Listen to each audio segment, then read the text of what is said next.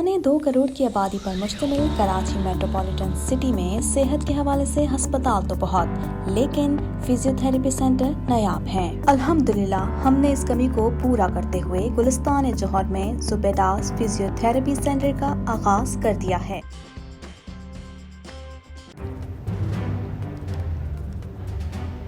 Islamic Finance TV, the only TV channel of the fastest growing Islamic economy in the world and the prime mover of Islamic finance news.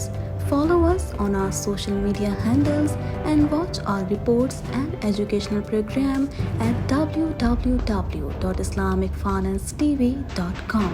For advertisement, please contact us at islamicfinancetv@gmail.com.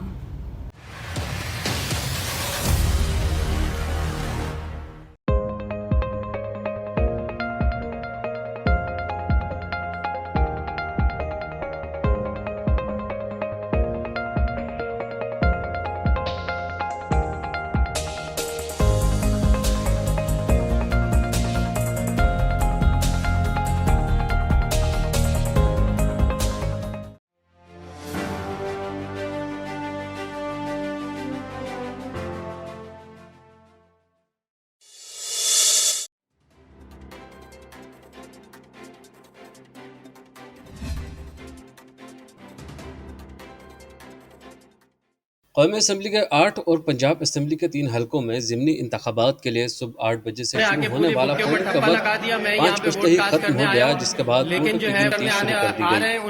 ترجمان election commission کے مطابق ضمنی انتخابات کو مجموعی طور پر ماحول پرامن رہا۔ الیکشن کمیشن کنٹرول روم کو 15 شکایات موصول ہوئی۔ زیادہ تر کارکنوں کے آپس کے جھگڑے کی شکایات آئیں، جسے فوری حل کیا گیا۔ کراچی میں این 237 میں ضمنی انتخابات کے دوران ملیر کے polling station per P T I Karachi کے صدر حملے کے دوران زخمی ہو گئے، انہیں تشدد کا نشانہ بنایا گیا۔ تحریک انصاف نے الزام کیا ہے کہ ہمارے کراچی کے صدر بلال غفار پر ملیر غازی گوٹ میں پیپلز پارٹی کی جانب سے تشدد کا نشانہ بنایا گیا۔ بلال غفار کو قریبی اسپتال میں ابتدائی طبی امداد دی گئی۔ ضمنی انتخابات والے حلقوں میں رجسٹرڈ ووٹرز کی تعداد 44 لاکھ سے زائد ہے۔ ان حلقوں میں پی ٹی آئی اور 13 جماعتی حکومتی اتحاد کے امیدوار آمنے سامنے ہیں۔ قومی اسمبلی کے 8 میں سے 7 حلقوں پر عمران خان خود امیدوار ہیں۔ الیکشن کمیشن اسلام آباد میں کنٹرول روم قائم کیا گیا ہے۔ امن و امان کے قیام کے لیے سخت سیکیورٹی اقدامات کیے گئے ہیں۔ پاک فوج کے جوان اور رینجرز اہلکار فرائض سر انجام دے رہے ہیں۔ چیف الیکشن کمشنر نے چیف سیکرٹریز آئی جیز کو مراسلہ بھیج کر ہدایت کی ہے کہ ضمنی الیکشن کا شفاف اور غیر جانبدارانہ انعقاد یقینی بنایا جائے۔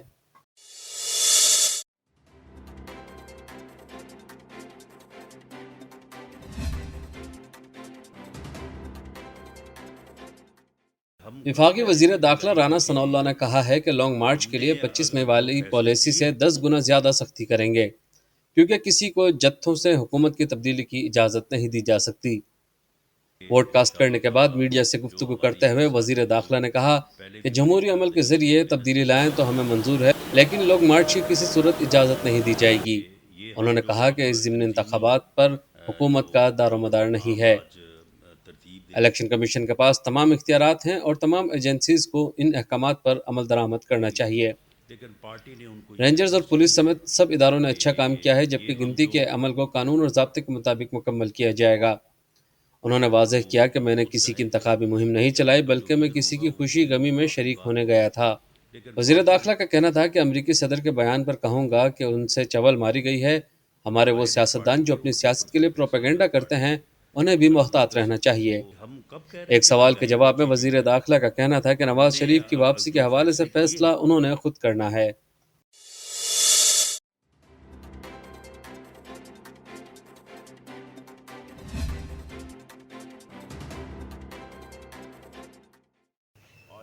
راولپنڈی کی انتظامیہ نے شیخ رشید کو لال حویلی خالی کرنے کا حکم دے دیا اور کہا ہے کہ 7 روز میں حویلی خالی نہ ہوئی تو پولیس کی مدد سے خالی کرائی جائے گی۔ میڈیا رپورٹ کے مطابق مطروفہ وقف املاک کے ڈپٹی ایڈمنسٹریٹر آصف خان کی جانب سے نوٹس جاری کیا گیا ہے، جس میں شیخ رشید اور ان کے بھائی سے کہا گیا ہے کہ آپ کو پہلے بھی اظہار وجوہ کا نوٹس جاری کیا گیا، لیکن نہ آپ پیش ہوئے اور نہ حویلی کے بقایا جات ادا کیے، اس لیے آپ حویلی کے قبضے سے قانونی طور پر بے دخل ہو چکے ہیں۔ ڈپٹی ایڈمنسٹریٹر نے کہا کہ 7 روز میں یہ حویلی خالی کر دی جائے، بصورت دیگر پولیس کی مدد سے اسے خالی کرایا جائے گا۔